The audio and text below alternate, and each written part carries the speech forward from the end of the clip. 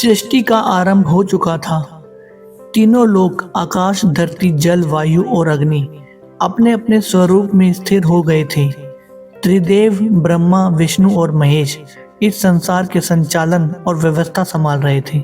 ब्रह्मा जी सृष्टि के रचयिता बने, विष्णु पालनहार और शिव जी संहार और परिवर्तन के अधिष्ठाता बने। सब कुछ दिव्य और संतुलित था, लेकिन एक दिन ऐसी घटना घटी जिसने शिव के प्रकाश स्वरूप ज्योतिर्लिंगों के प्रकट होने का मार्ग खोल दिया। एक बार ब्रह्मा जी और विष्णु भगवान के बीच श्रेष्ठता को लेकर विवाद छिड़ गया। ब्रह्मा जी ने कहा, मैं इस जगत का निर्माण करता हूँ, इसलिए मैं सबसे महान हूँ। वहीं विष्णु भगवान ने उत्तर दिया, मैं सृष्टि का पालन करता हूँ, इसलिए मैं श्रेष्ठ हूँ। दोनों अपने तर्क में दृढ़ थे। तभी आकाश और धरती के मध्य एक विशाल अग्नि स्तंभ प्रकट हुआ। वह इतना विराट था कि उसकी लौ और धरती से निकलकर अनंत आकाश तक फैल रही थी। दिशाएं उसकी तेज से प्रकाशित हो गई। स्तंभ से गंभीर और गूंजती हुई आवाज आई, तुम दोनों में कौन श्रेष्ठ है? यह जानने से पहले मेरे आदि और अंत को खोजकर बताओ। यह चुनौती सुनते ही ब्रह्मा जी अपने वाहन हंस पर सवार होकर ऊपर की ओर उड़ चले। दूसरी ओर विष्णु भगवान वाराह रूप धारण कर पृथ्वी के भीतर उस स्तंभ की जड़ खोजने निकल पड़े। दोनों दिशाओं में यात्रा करते करते हजारों वर्ष बीत गए, लेकिन ना तो ब्रह्मा जी को उसका शिखर मिला और ना ही विष्णु भगवान को उसका अंत। थककर दोनों वापस लौट आए। जैसे ही वे लौटे, अग्नि स्तंभ के भीतर से स्वयं भगवान शिव प्रकट हुए। उनका स्वरूप मानो प्रकाशमय था, आंखों में अनंत ज्ञान और चेहरे पर गंभीर करुणा। उन्होंने कहा, मैं ही आदि हूँ और मैं ही अंत हूँ। विष्णु भगवान यह सुनते ही तुरंत शिव चरणों में नतमस्तक हो गए। उन्होंने सच्चे मन से उनकी महिमा स्वीकार की, लेकिन ब्रह्मा जी ने केतकी फूल की झूठी गवाही देकर कहा, मैंने स्तंभ का शिखर देख लिया है महाराज। इस असत्य से शिव जी का क्रोध आया। उन्होंने कहा, जिस सत्य को छिपाया उसकी पूजा अब इस संसार में नहीं होगी। और यहीं से वह दिव्य कथा आरंभ होती है, जहाँ शिव ने अपने प्रकाश रूप को 12 पवित्र स्थानों पर स्थापित किया, जिन्हें हम ज्योतिर्लिंग कहते हैं। पहला ज्योतिर्लिंग सोमनाथ, गुजरात। चंद्रदेव, जिनका एक नाम सोम भी है, वह राजा दक्ष प्रजापति की 27 बेटियों के पति थे, लेकिन उनका प्रेम केवल रोहिणी से था। बाकी 26 रानियों की वह उपेक्षा करते रहे। यह अन्याय देखकर दक्ष प्रजापति अत्यंत क्रोधित हुए। उन्होंने चंद्रदेव को श्राप दिया, तुम क्षय को प्राप्त होंगे, तुम्हारा तेज घटता जाएगा। श्राप प्रभावी हुआ और चंद्रदेव दिन प्रतिदिन क्षीण होने लगे। उनका प्रकाश मंद होने लगा, संसार में अंधकार बढ़ने लगा। वह भयभीत और दुखी होकर महादेव की शरण में प्रभास क्षेत्र आए और घोर तप करने लगे। उन्होंने मिट्टी का शिवलिंग बनाकर हजारों वर्षों तक तपस्या की। उनकी आंखों में पश्चाताप और अश्रु धारा बह रही थी। शिव जी प्रकट हुए और बोले, श्राप पूरी तरह नहीं मिट सकता चंद्रदेव, लेकिन मैं तुम्हारे 15 दिन घटने और 15 दिन बढ़ने का वरदान देता हूँ। इस प्रकार तुम अर्धचंद्र रूप में सदा बने रहोगे। और उसी स्थान पर शिव स्वयं सोमनाथ ज्योतिर्लिंग बनकर विराजमान हो गए। यह वही लिंग है जहाँ चंद्र को नया अस्तित्व मिला, इसलिए यह स्थान आज भी शिव भक्ति और क्षमा का प्रतीक है।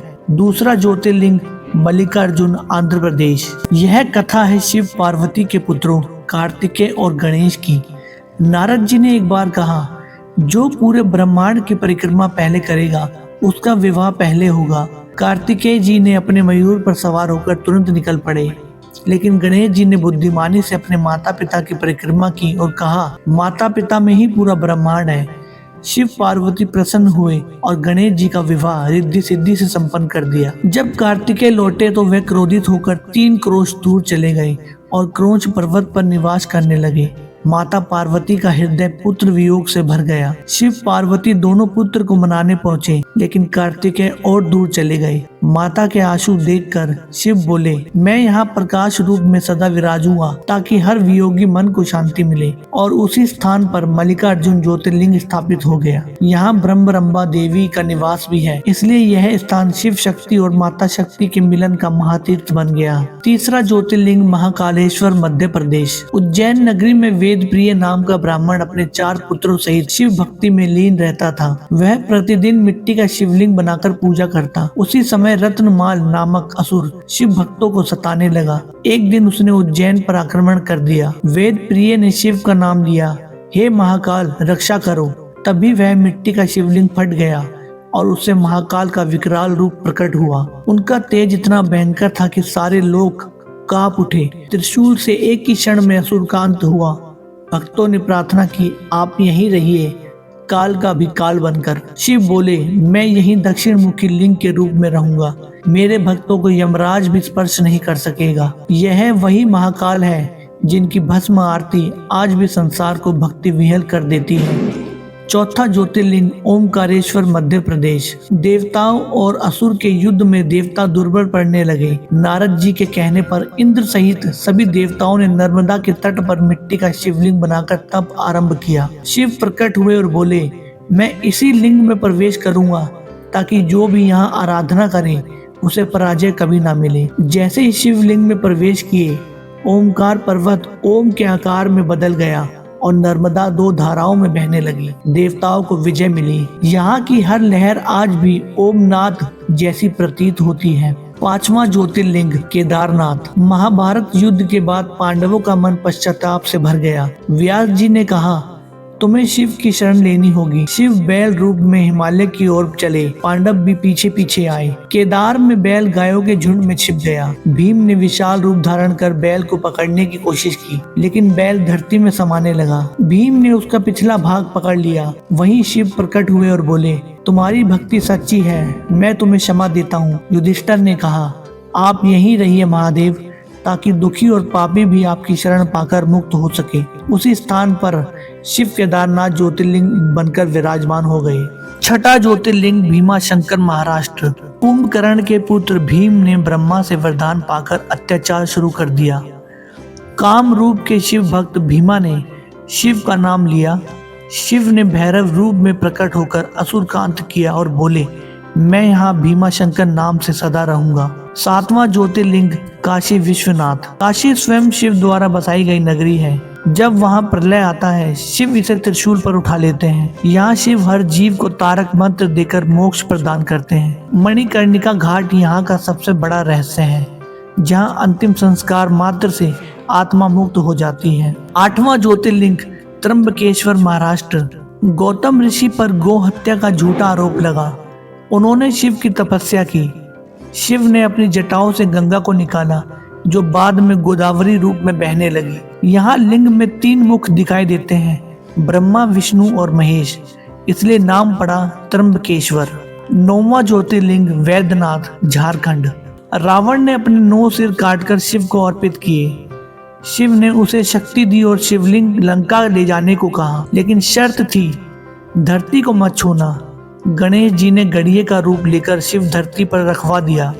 शिव बोले, मैं यहीं वैद्यनाथ बनकर रहूंगा। 10वां ज्योतिर्लिंग नागेश्वर, गुजरात। सुप्रिय नामक व्यापारी शिव भक्त था। दारुक राक्षस ने उसे बंदी बनाया। शिवजी प्रकट हुए और बोले, मैं यहाँ सर्पों का स्वामी नागेश्वर बनकर रहूंगा। 11वां ज्योतिर्लिंग रामेश्वरम। राम जी ने रावण के वध के बाद सागर तट पर रेत का शिवलिंग बनाकर पूजा की। शिव जी ने उन्हें पापों से मुक्त कर दिया। यह रेत का लिंग पत्थर बन गया, जिसे आज रामलिंग कहते हैं। यहाँ 2 लिंग है। पहली पूजा रामलिंग की होती है और फिर काशी से आए शिवलिंग की। 12वां ज्योतिर्लिंग गुमेश्वर, महाराष्ट्र। गुष्मा प्रतिदिन 100 मिट्टी के शिवलिंग बनाकर कुंड में विसर्जित करती थी। ईर्ष्या में उसकी बहन सुदेहा ने उसके पुत्र की हत्या कर दी, लेकिन घुष्मा की भक्ति अडिग रही। शिवजी प्रकट हुए, पुत्र को जीवन दान दिया और बोले, मैं यहीं घुष्मेश्वर बनकर रहूंगा। प्रिय भक्तों, ये 12 ज्योतिर्लिंग केवल मंदिर नहीं है, यह शिव के अनंत प्रकाश बिंदु है। जहाँ भक्त ने सच्चे मन से पुकारा, शिव वहीं प्रकट हो गए। जो इन 12 ज्योतिर्लिंगों के दर्शन करता है उसका जीवन धन्य हो जाता है। उसकी आत्मा शिव तेज से प्रकाशित हो जाती है। हर हर महादेव, जय भोलेनाथ, जय महाकाल।